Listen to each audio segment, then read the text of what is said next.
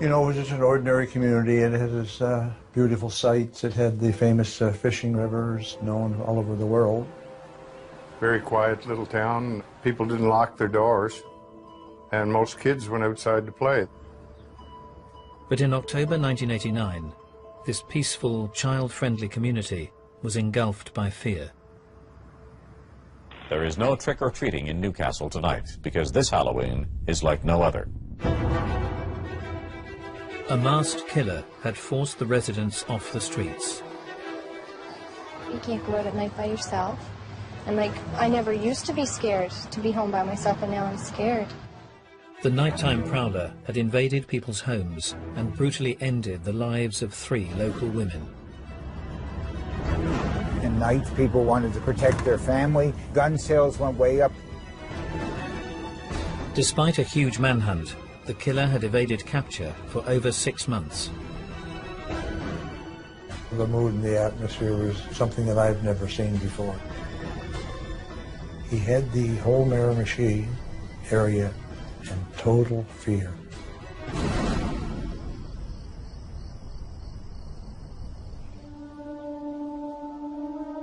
With seemingly no end to the bloodshed, petrified locals in Chatham Head would turn to the church and the comforting words of Father James Smith. Father Smith was very well regarded in the community, very well known for his kindness. He's a Roman Catholic priest in a Roman Catholic community. He lived in the rectory right next to the church. The church was right next to my grandmother's house. He was a significant figure in that community. However, concerns would be raised one November night when the local priest failed to show up for a prayer meeting. The parishioners went over to the rectory to see where he was. And they looked in the windows to see if they could see anything. They saw his body on the floor, saw scenes of a struggle, and lots of violence in the house.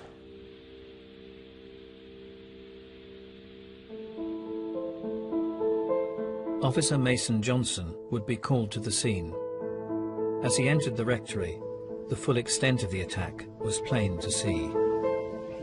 I arrived at the scene, and he was lying there, and he was tortured. His neck was cut, his chest was cut, his jaw was broken. They found just an exceptional degree of violence, and they found Father Smith badly beaten, and he had expired. An autopsy would later reveal an even more shocking aspect to the killer's attack. He had jumped on Father Smith and separated the ribs from the sternum. To attack a clergyman in the middle of a small community like this, and for someone to come into his home and subject him to absolute violence and torture, I think any investigator really believes that this thing has gone over the ledge, and really there's no turning back now for whoever this is responsible for this. Many of these people will barricade themselves in their homes tonight, praying for the nightmare to end. As police took on board the 4th murder to hit the Miramichi in just 6 months, the sadistic nature of the crimes left them in no doubt what they were dealing with. This person would have to be an animal. This person would have to be a person without any conscience. And one name stood out above all others, a 41-year-old prisoner on the run, local man, Allan Legere. You mentioned Allan Legere, everybody in the Miramichi knew the name Allan Legere. He was violent, and sometimes it could be utterly unpredictable. It's fair to assume that if anything bad happened, Allan Legere was part of it, or people said he was part of it. And 3 years previously, the notorious Legere had been involved in a similarly brutal attack inflicted on elderly storekeepers John and Mary Glendenning. The culprits had gone into the home and beaten them as part of a robbery. This was a robbery, obviously, that had gone bad. Legere and his two accomplices had remained in the couple's home for a number of hours.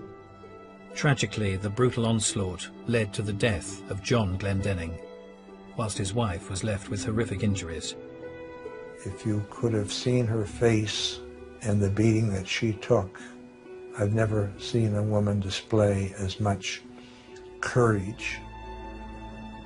She went through a torture and a sexual assault. She was basically on her deathbed when she was brought to the hospital. Although 3 men had been implicated, 38-year-old Allan Legere was identified as the ringleader with 2 young accomplices. These young fellows weren't known for the violence that Legere was known for. It's not the kind of thing that 18 and 19-year-olds would do. Even if they were after money, it went beyond what any kind of small-time criminal would be doing. Legere was seen as the instigator, the leader, probably the planner, an older criminal working with 2 younger criminals.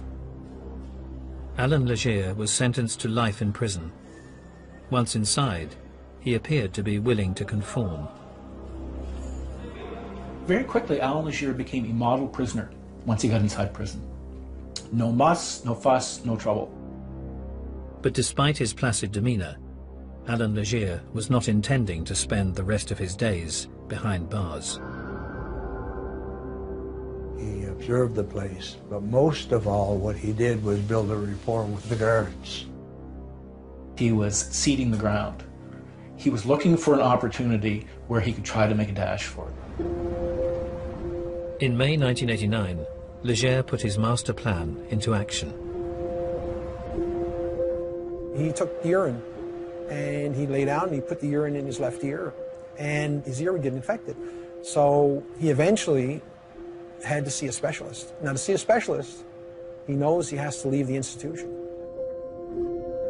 Prison guards would accompany the notorious killer to a hospital in Moncton. He had it all planned. He had the antenna from his television snapped off, hidden inside a cavity in his body. He had a makeshift key. He had a jacket that he was carrying to hide where his handcuffs were. He was able to loosen his feet shackles and his handcuffs, but they did look like they were still on. When Legere arrived at the hospital, he created an opportunity to separate himself from the accompanying guards. He says, I've got to use the bathroom. He could convince them to let their guard down so that they would give him just that inch of leeway. Of course, when they get in the washroom, it was only 10 seconds to take his handcuffs off. Having freed himself, Legere then extracted the television antennae from his body. He came out of the washroom, waving the TV aerial at the 2 guards like it was a weapon. They don't have guns, all they've got is a bit of tear gas and a canister. And by the time they realize what's happening, he's headed out the door and they're trying to spray the back of his head with the tear gas. It was all planned. As Legere attempted to flee the scene, he hastily made his way through the hospital car park. The first car he came to belonged to outpatient Peggy Olive.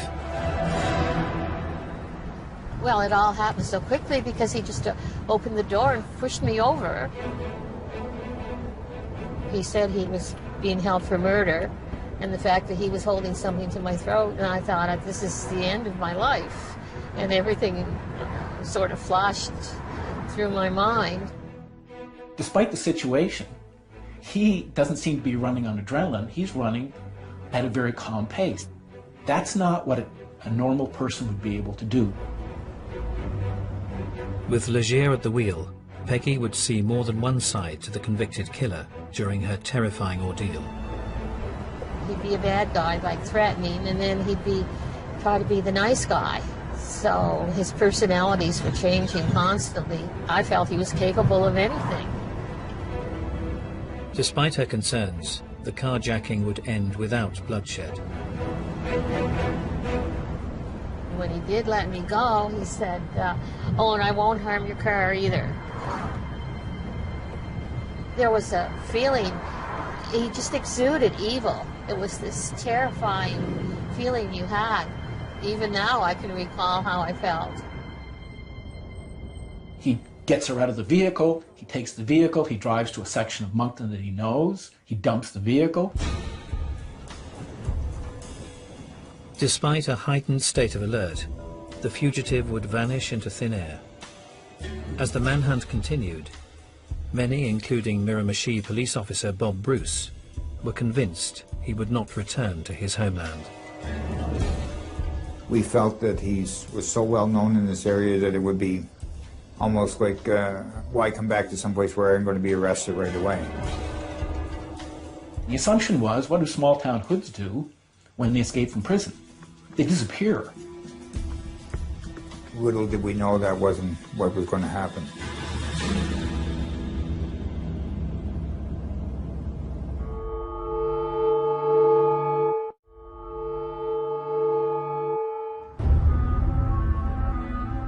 In May 1989, convicted killer Allan Legere was on the run following a brazen escape from a Moncton hospital.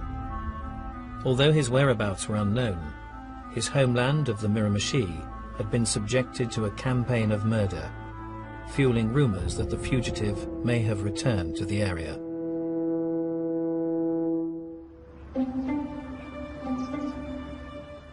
"41 years previously, in 1948, Allan Legere had been born in Chatham Head, a troubled neighbourhood on the banks of the Miramichi River. You didn't bike through there, walk through there, and it was a rough area to go to. It was poor. There were homes there where it would have been very difficult to find enough to eat. It wasn't unusual for people to struggle to get enough to just keep their house warm in the winter. As a single mother, Louise Legere rented out rooms in the family house to make ends meet. One of her lodgers would father her fourth child, Allan, before skipping town. He grew up without any kind of father influence or father figure to look up to. Allan's relationship with his mother was difficult.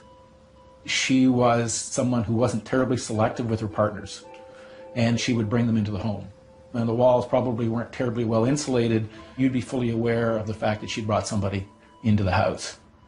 I don't think that Legere was a big fan of what his mother was doing. It was not something that he was proud of.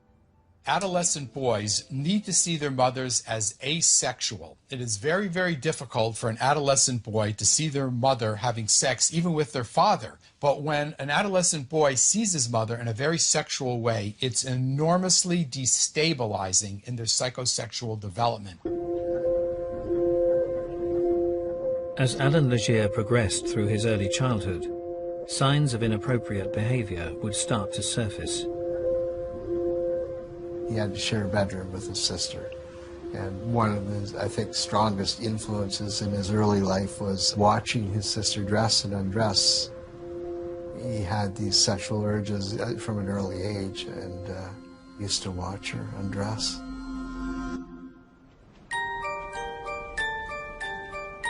Outside the family home, Legere would divide opinion at school. Some people really liked him and thought he had a lot of potential as an artist. And then there's others that thought he was just a horrible thug who was always involved in fights. People who he liked felt that he was bright and had potential. People that he didn't like, they were afraid of him. Legere's troubled childhood would ultimately be forged by a family tragedy when his elder brother was run over whilst walking over a local bridge. As his mother grieved, she would launch an extraordinary attack on her increasingly wayward younger son, Allan. His mother just told him point blank, "I wish it was you and not your brother." Allan Legere's mother resented him. And it wasn't only his family that was growing tired of his troublesome behaviour. He wouldn't have been getting a lot of positive reinforcement inside the community. I think it all just sort of weighed on him. You can see where the scars would be.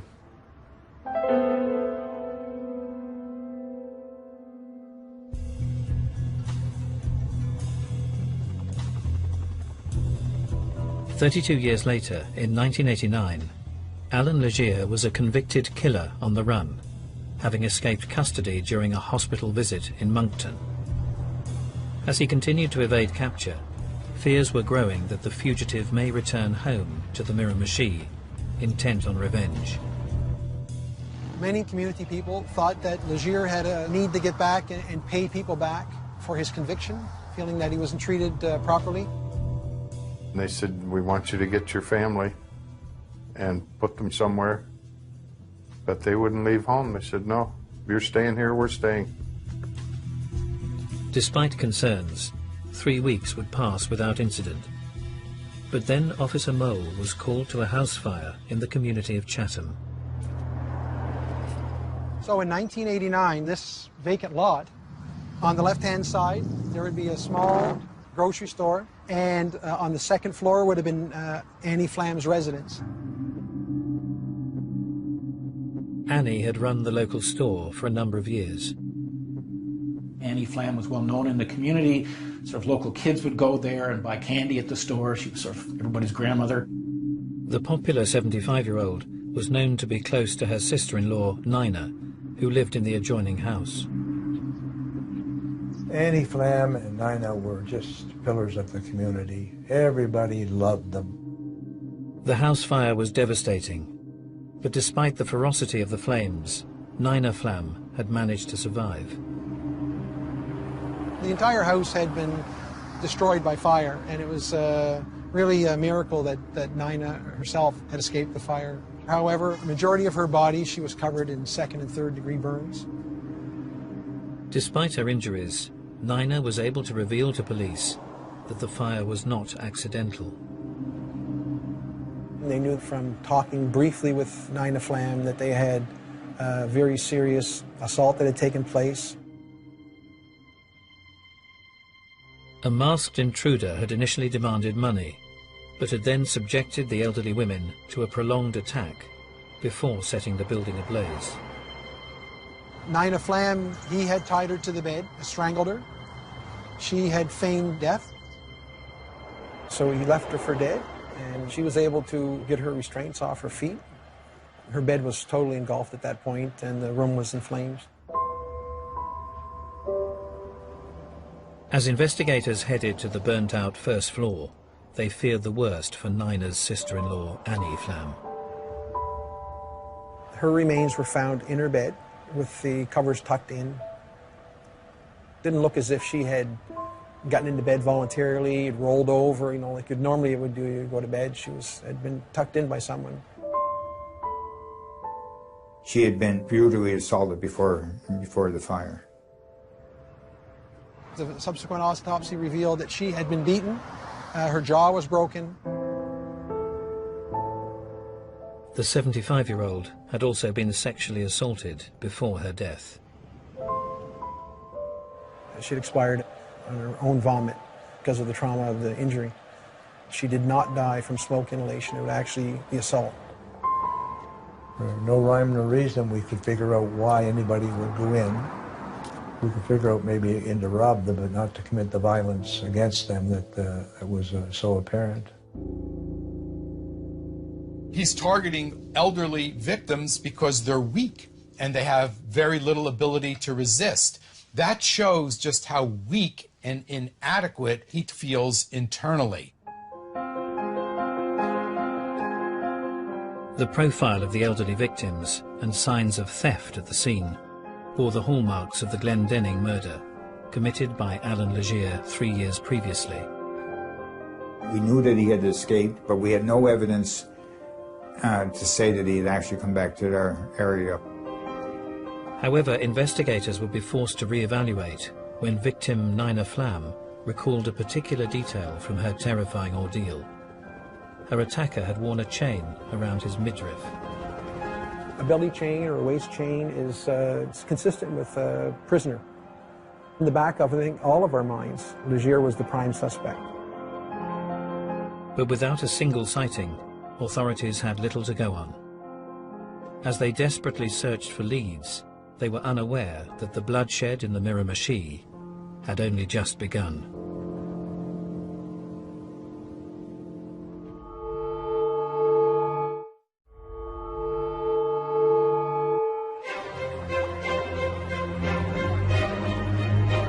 In May 1989, the Miramichi suffered the brutal murder of 75-year-old storekeeper Annie Flam. With escaped killer Allan Legere rumoured to be in the area, fears were growing that the sadistic killing may have been the start of a random revenge campaign against the local community. A lot of people thought, well, did I ever make him mad? You know, he might come looking for me. He was out to hurt a lot of people in this area. I have one son and 3 daughters, and they were very intimidated. Despite a heightened state of alert, the local terrain would hamper attempts to track him down. I think the challenge for law enforcement in this area is that there's very dense woodland around the communities themselves. The surrounding area is all something like this. So all our searches took us to areas that were very difficult to search.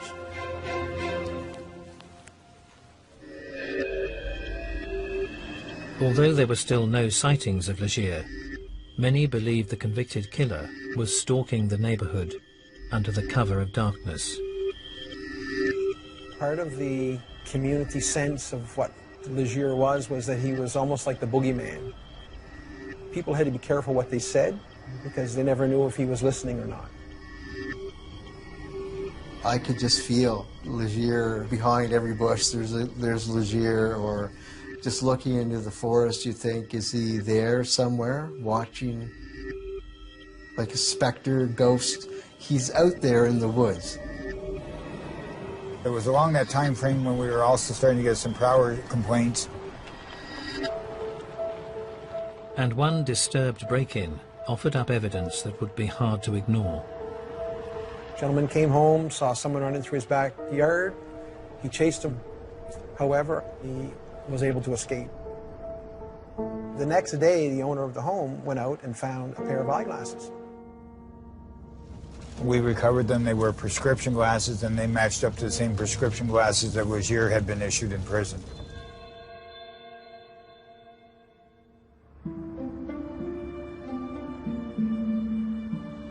Decades earlier, Allan Legere had been renowned as a wayward teenager in the Miramichi area.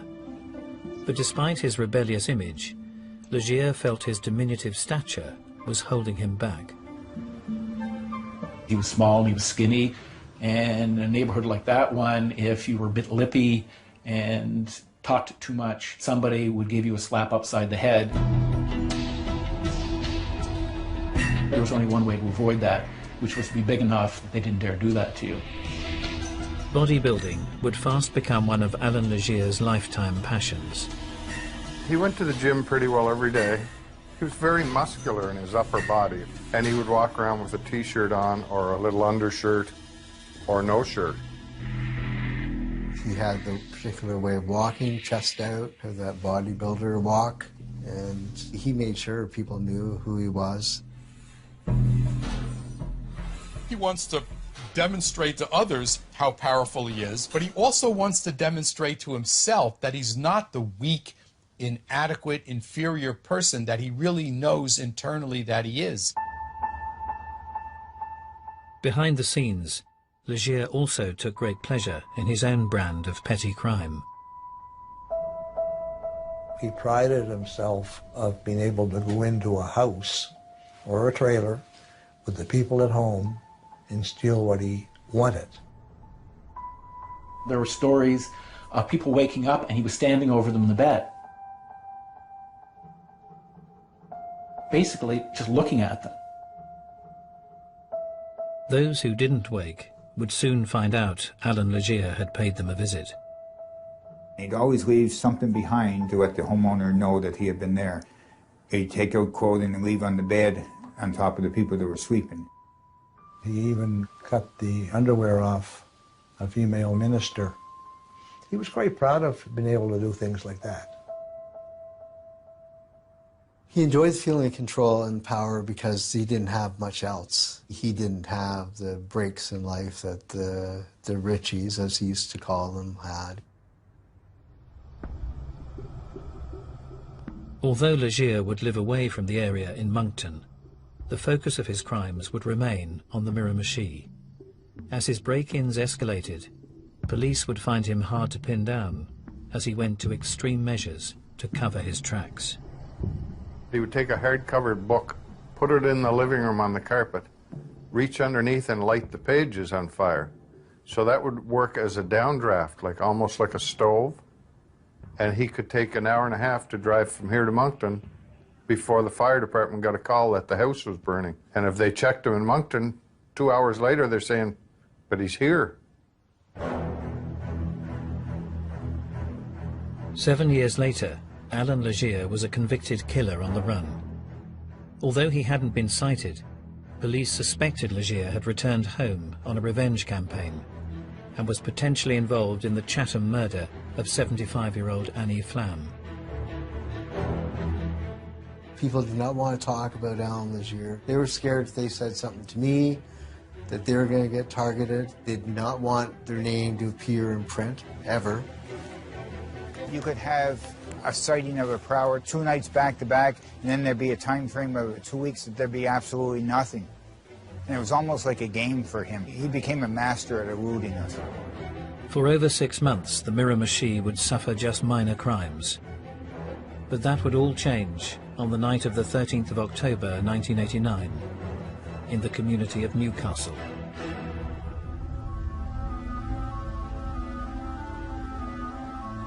Someone was walking by and saw flames coming from the home of Linda and Donna Donnie.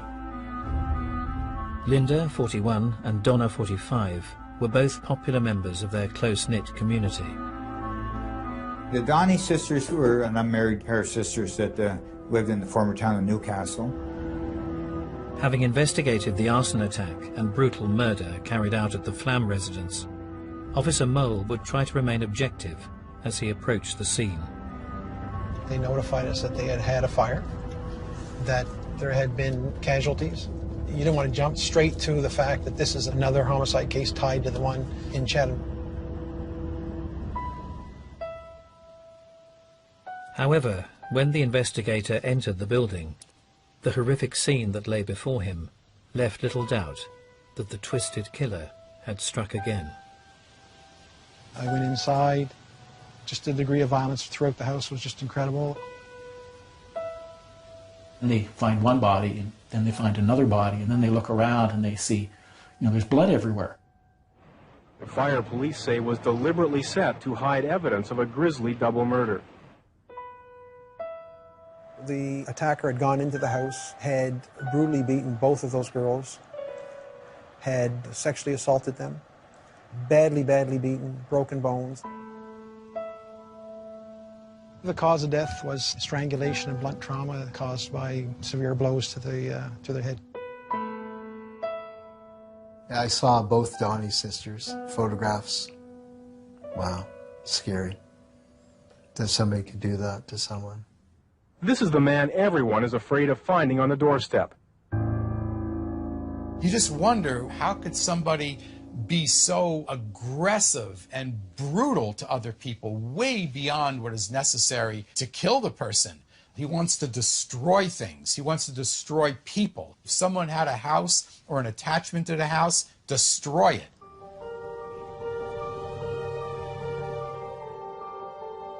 The DNA analysis identified Allan Legere, that it was his genetic material that was left at both of those crime scenes. And with no specific vendettas against the victims, it appeared that anyone in the Miramichi was a potential target. It was that moment with that report, I think, that we began the descent into what would be full-scale panic. Allan Legere is to be considered one of the most dangerous and wanted criminals in Canada. Everyone knew that Allan Legere was out hunting after dark. They were scared of prowlers, so your normal streetlights, which are pretty well on every second corner, people were actually hiring streetlights in front of their home, behind their home, so that their home would be totally illuminated in the darkness. The lights got nicknamed Legere lights after Allan Legere. I used to put sticks in my windows, so you had to break glass to get in my house. A couple of times police officers showed up on my lawn with dogs, and they said the dog trailed them right to my back door. A massive manhunt would focus its search at night. but Legere's knowledge of the area made him an elusive adversary.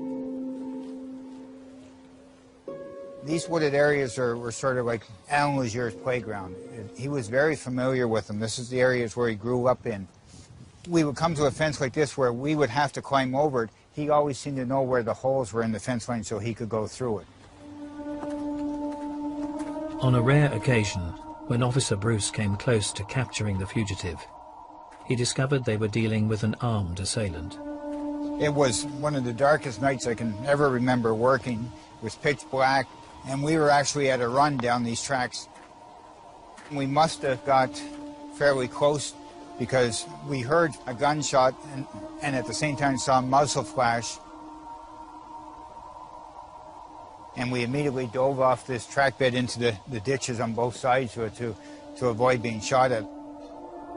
After the first shot was fired, it was just duck and continue running. The second one was duck and don't get back up because we could not see anything to hit, to even shoot at. It was like we were chasing the ghost. It was like he could see us somehow and we couldn't see him. As the killer disappeared into the night, many felt he was in complete control. I think there was a sense in the community that Allan Legere was rubbing his hands in glee, that he had us where he wanted us. As the search continued, those who had lived alongside Legere in his adult years would recall more than one side to the former Miramichi resident. He had a personality that seemed to draw people in. I've talked to many, many people over the years that met him and say, my God, was he ever nice. He helped with the dishes, and he was just the nicest guy in the world. He was a little bit dangerous, a little bit exciting. He married, he had kids. It looked like he was going to somehow find his way into sort of at least the lower middle class. And yet he couldn't seem to hold that together. He wanted to be perceived as someone strong and powerful and competent. And he tried to even convince himself of that. But his feelings of inferiority were just too overpowering for him. And so he constantly tried to compensate. Increasingly out of work, Allan Legere would look to make his mark in other ways. I think if you're a reasonably bright person who's stuck on the wrong side of the tracks and you're looking for a way to sort of right that wrong, if you become known as fearsome, that gives you the right to swagger into a room. And I think Allan Legere desperately wanted it, and he'd found an avenue that allowed him to become the person inside the community that he felt he always should have been. He definitely wanted the community to know who he was. He had very piercing eyes. And when he talked to you, he liked to get right up close, which would intimidate you into stepping back a step. He was unpredictable in a way that people didn't understand. And once he went off, there were no limits, there were no bounds. Legere's animosity would become increasingly extreme as he targeted other elements of the Miramichi community. He expressed his disdain for the Catholic Church, and then he would go on about the gold, the wealth of the Catholic Church, and then he would scare me. He would go in quoting verses, satanic verses. Oh, it chills up my back.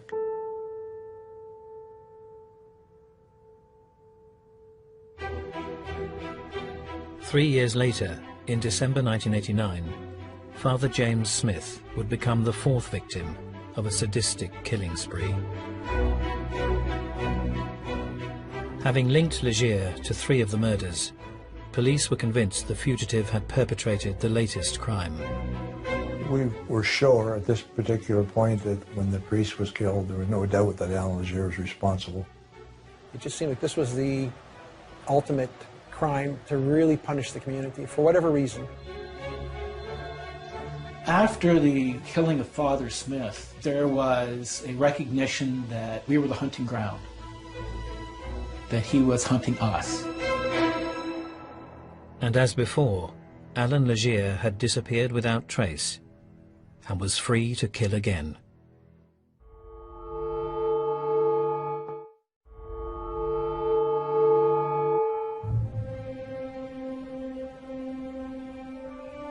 In 1989, escaped fugitive Allan Legere was the prime suspect in the murders of 4 Miramichi residents. Having evaded capture for more than 6 months, the elusive killer had just fled the scene of Father Smith's murder and was known to have boarded a train to Quebec when it was searched by police. The police did walk up to him, and they were told to look for a tattoo of an eagle on one of the shoulders. They asked him if he would mind rolling up his sleeve. And in that supernatural calm that he seemed to be able to call upon in situations like this, he pulled up his sleeve. There was no eagle on his arm. They had the wrong arm. Having foiled authorities once more, the fugitive had freedom in his sights. He made it to Montreal, and he managed to pawn off some jewelry that he had stolen from the Donny sisters. You know, he had money now, so where was he going to go? But despite the obvious risks, Legere then made an extraordinary U-turn. Most people, you think, in his situation would just keep going, try to get out of the country, but why would you want to even just think of going back to the Miramichi? But Allan Legere doesn't think like other people. He hijacked a trucker and headed east, which is back towards the Miramichi, and so everybody was made aware. We did have roadblocks set up with the RCMP. It was one of the roadblocks that actually caught him. Although Legere had eventually been cornered, he was holding the truck driver captive at gunpoint. There was a discussion that he would fight to the death. And I said, no, he's a coward. He's going to give himself up. Allan Legere comes out of the truck and basically says, yeah, it's me, you got me. He surrendered quietly, meekly, no muss, no fuss. Legere only wants to display his violence and aggression where he knows he can win. He'll do it with an elderly woman or someone who's weak and disabled in some way. Then he'll show how violent he is. But with armed police officers, no, he'll just give up and end it right there. News of Legere's arrest would offer huge relief to the Miramichi community. It was like a dream come true. Finally, he's in custody. There was jubilation after he was taken into custody. Partway through the day, I heard church bells ringing, and I realized that the church bells were ringing not because it was noon, but because Allan Legere had been captured. It was a huge relief. It was a huge relief to me. Like, that's the happiest story I ever wrote in my life. 2 years later, Allan Legere would be found guilty of 4 counts of first-degree murder. The witness statement provided by survivor Nina Flam would play a major role in his conviction. Anyone listening to her testimony really felt for the situation that she was in, not only that night in that room, but what she suffered since and how she's had to deal with it. As life finally returned to normal for the residents of the Miramichi, many were left wondering why one of their own had waged such a brutal war on their community. Mr. Legere always thought people were out to get him. Prosecutors, police officers, the average person, that's just the way he was. He lived a fairly disadvantaged life as a young person in the community, saw what other people had, and in committing these crimes, I think he saw it as an opportunity to kind of get even.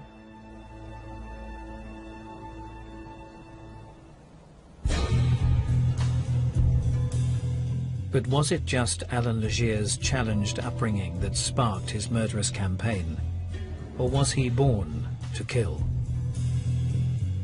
Allan Legere was born a psychopath.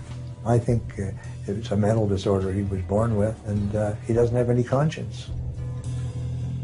Now, if we do something wrong, we've got a conscience. But Allan Legere showed no caring, no remorse.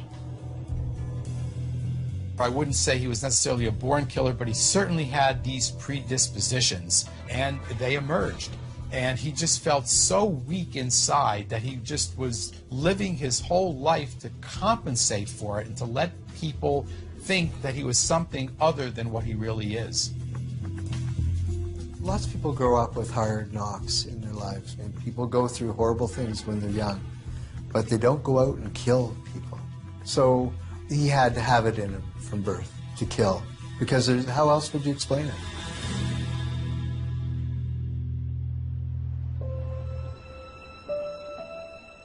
Decades later, Allan Legere's reign of terror is now an horrific chapter from the past.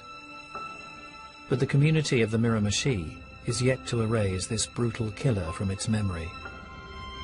Obviously, the family members that were victims, the relatives, the community itself is scarred. A lot of turmoil, and they'll never forget. But as a community, we will survive and hopefully be better from it.